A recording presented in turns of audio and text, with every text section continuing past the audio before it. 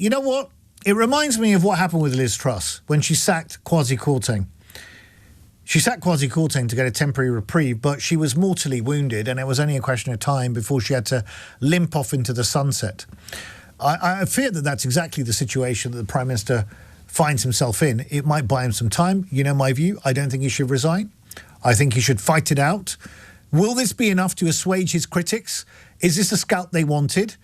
Or ultimately, does he have to carry the can for the decision that he took to appoint Mandelson in that position as US Ambassador, despite the fact that his Chief of Staff brokered that discussion, was apparently close to Mandelson, and made it happen? Ultimately, you as Prime Minister are in charge of the decisions that you take on the basis of advice from your advisors. McSweeney's fallen on his sword. Will that save Starmer? Give me your thoughts. 03456060973, text 84850. Does that put a line under it? Is this a scalp that you wanted? If you're someone on the left of the Labour Party, you jumping for joy? Are you opening the non-alcoholic Schlur and downing it as we speak? Ian in Burton, good afternoon. Hi, good afternoon. What would you like to say, Ian? I think this was inevitable, given the collaboration amongst the elites and the movement towards the right wing of the Labour Party. And I think the trust with Mandelson is an absolute shambles and a disgrace. And I think, obviously, with Morgan McSweeney resigning, he's got nobody else to protect him now. And like a game of chess, if he refuses to resign, we'll get to May time and Labour will be shellacked in those by-elections and with the local elections as well. People will be gunning for them now, you name it. Because if you think about it, Ali, our morality is imploded. It's interesting because I remember when Liz Truss sacked Kwasi Kwarteng, it was just a question of time before she had to go too. The biggest thing saving him at the moment, and this is why I was trying to press Aggie on what the options are, the biggest thing at the moment is no one can coalesce right now around who the replacement is. And it's notoriously difficult in the Labour Party to dislodge a leader. I mean, Aggie was talking about the men and women in grey suits effectively going in and saying, look, you've lost the confidence. But it doesn't work in the same way as the Tory party does. Yeah, agreed.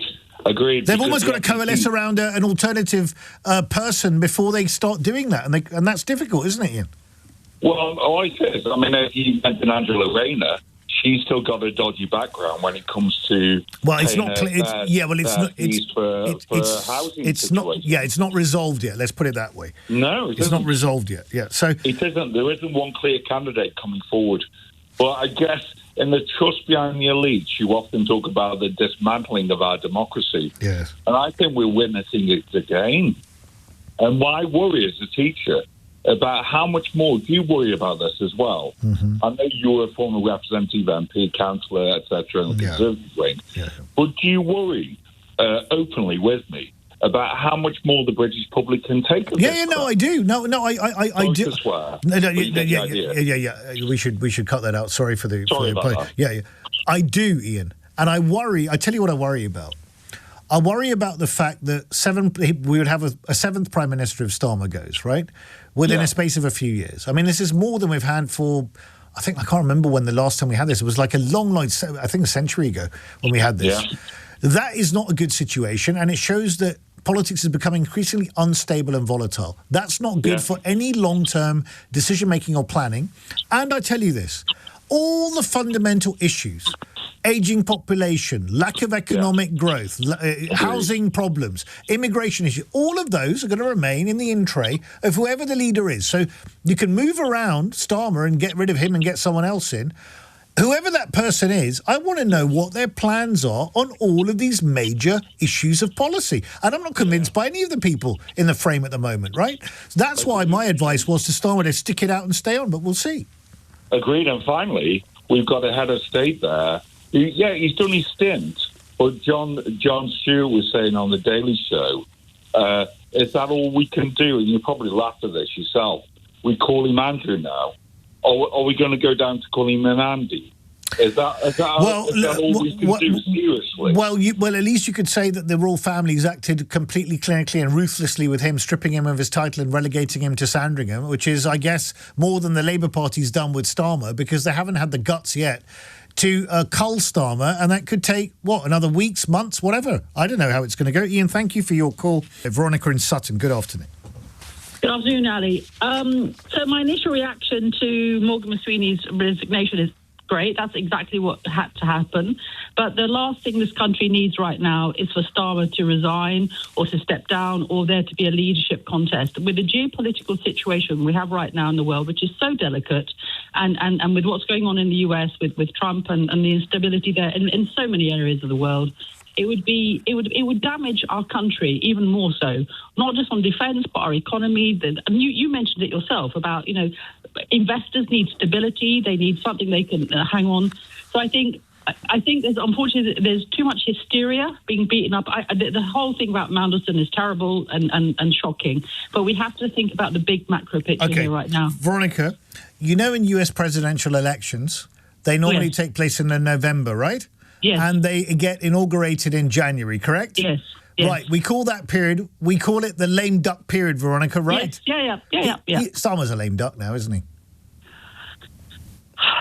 Okay, let's look at the positives. He does have a significant majority in the Commons. Now, the problem is what the backbenchers and how they're going to support him or not. And I think people need to, the MPs as well, need to think about the big picture, not about parochial issues. Yeah, but if it walks like a duck and it quacks like a duck, it's a lame duck. I would like to think that people would actually have a bit of maturity and think about, rather than sort of a faction, because there's not even a credible candidate that can step forward at the moment. That is the strongest thing that Starmer has in his favour. That's the only thing he's got in his favour, Veronica, because at the moment, it is like watching a slow-motion car crash. My view, I think Starmer should tough it out. That's what politics is. I don't think he should go anywhere. But it's up to the party to act. We'll see what happens. But that would be the easy way out, though. It would be. I mean, Starmer could say, "Look, bugger this. I'm going to take the parachute and jump off the plane." Yes. But that's the wrong thing to do. Agree. This country right now needs stability more than anything else. Veronica, thank you. Appreciate your call. Heather in Hereford. Good afternoon. Yes, hello. I switched off the Olympics and I put on the radio and then I heard the news and I get very cross. It's all happening. Very nipped and cross because these people make us all look like idiots. We need people in government that take the responsibility and lead the way. And if it's too much, then delegate the work from the beginning. Have a different system, because we're all sick of it. And I'm just an ordinary person. I don't know a lot about politics. But surely you can appoint a flipping ambassador to stay in the embassy and not cavort around where he shouldn't be. Yeah, but the problem... Any fool knows that.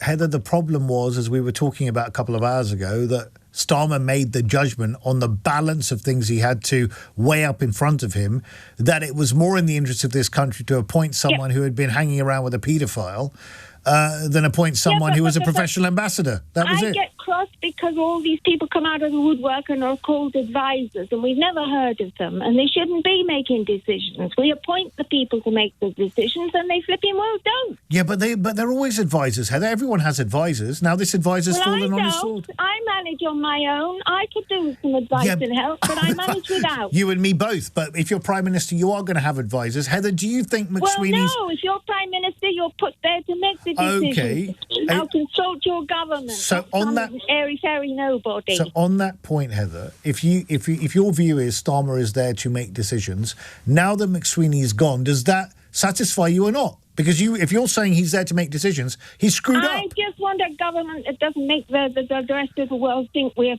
absolute fools. Okay, we can't look after the matters that count and deal with them responsibly. But Heather, should he go or should he not go then, Starmer? He should go because he's, as I said once before, he's too weak. Okay, but understood. I don't like change. Well, let's make your mind up time for the Labour Party, Heather. Definitely make your mind up time. Maybe Sir Keir Starmer's in a room in Downing Street with a cold towel on his head thinking about what he's going to do. I don't know. We'll see. Lee, a first-time caller in Cobham. Lee, good afternoon. Good afternoon. I think probably Starmer will survive by virtue of the sort of the sequence of events, we've got the Gorton and Denton by-election, I think, in 2.5 weeks' time. Yeah. I think it would be madness to basically have the country in a state of flux ahead of that. Who would really want to take over knowing that in all probability they're going to lose that election? I think, to your point, Ali, if you go through the candidates, looking at the possible people that can step into Starmer's shoes, there's no one candidate that really stands out, is there? That's right. Well, that's what's saving him at the moment. But Lee, look, Starmer, I think, cares about the country. If he truly cares, and remember he said,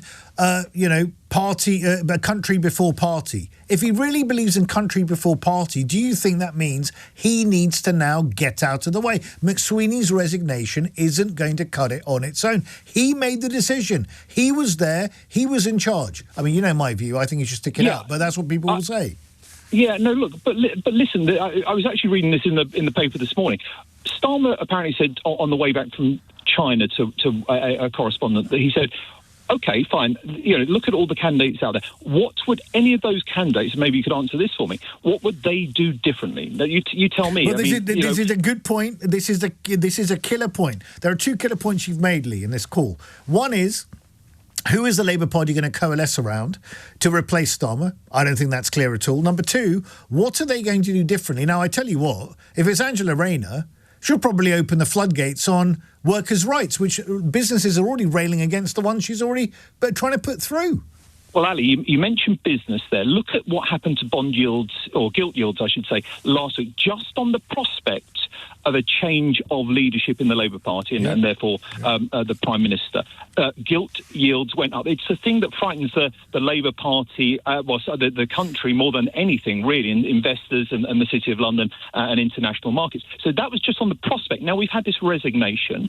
We probably suspect there's something more to come behind that. As you've said, it's very, very difficult to... He's sort of cast the pilot off in Morgan McSweeney, but he's there now, sort of unprotected. And now look at the first thing tomorrow, 8 o'clock tomorrow morning. Look at gilt yields. What are they going to do? This is now, this is a situation almost that's going to be spiralling out of It is, Lee, but you can't. If your only defence is save me and keep me in situ because the markets will be volatile and have a field day on the back of it. Well, they're not going to be volatile. This is basically, this headroom that we're always talking about, or the Chancellor's is always talking about. That's it. It's eating into that. This is, and they can't carry on. They can't come back with another kind of special tax regime budget.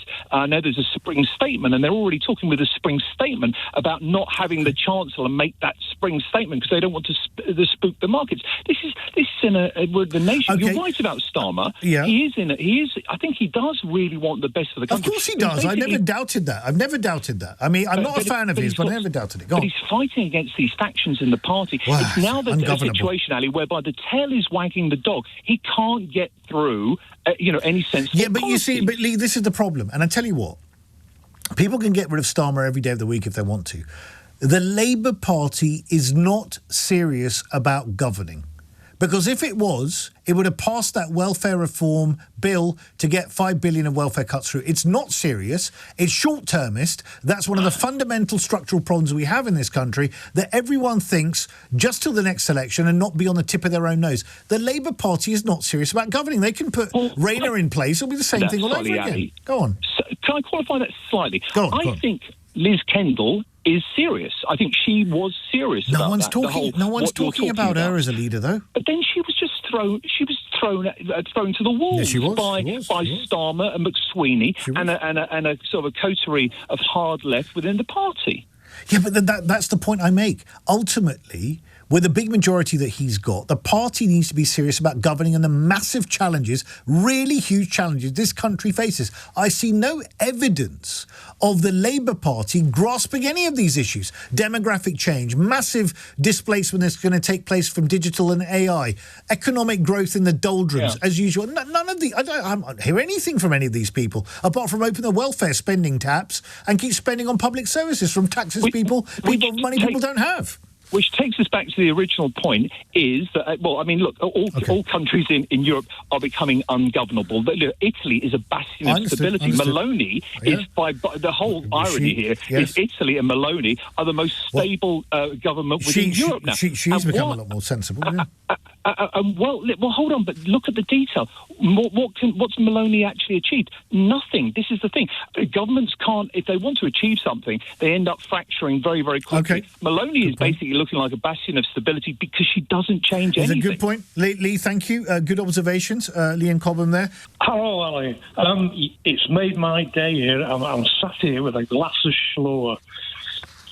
Good for you. I love Schlur. Go on. Good to know that you're having some non-alcoholic beverages.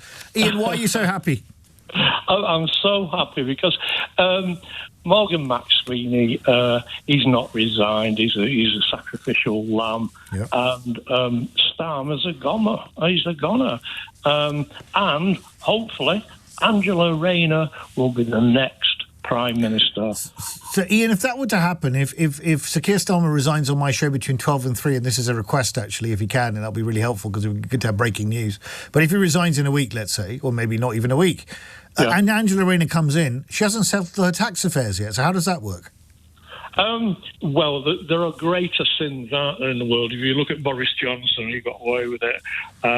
If you look at Starmer himself, who came on LBC before he got elected, right. I thought it was a jolly good idea to cut off electricity and water to the Palestinians, so people have done worse. So, Ian, do you think that someone who had to basically resign from government, right, over irregularities in their tax affairs can actually become leader of the very party they had to resign their position as Deputy Prime Minister on within the space of a year with nothing having changed?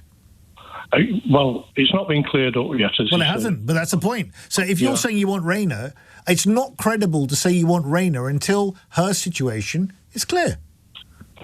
Well, I think she's got innate intelligence. She left school at 16. I get she's that got point, no degree. Ian. I get that. But you've got to engage. But you've got to engage with the point, Ian. And I see that you don't want to engage with it because the fact of the matter is you cannot have a situation. However, whatever her virtues are, and there may be many, and there could be a long list. Someone who resigned from government over irregularities over stamp duty, whatever it is, I don't know the details, I don't care about the details at the moment, cannot come in as a leader of a party. We would ask her that question on every single interview she ever gave on public TV or radio. Yeah. Right, there you go. I agree with you, but I just want to resign. I get your point, Ian. Thank you very much. Appreciate it.